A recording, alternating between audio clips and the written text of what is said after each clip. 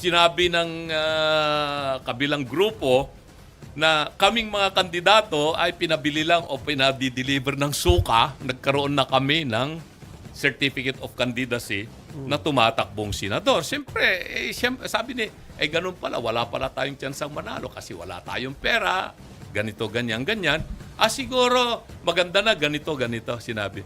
But this was all being spoken in jest. At alam naman natin, naririnig na natin yan kay President Digong pa. Hindi pa siya presidente, mayor pa lang siya noon.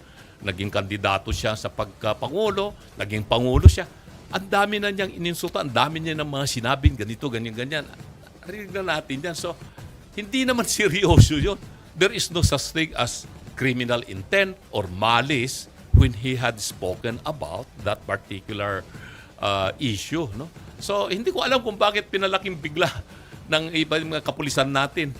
Sabi nga ng NBI, wala yun, wala yung ganito.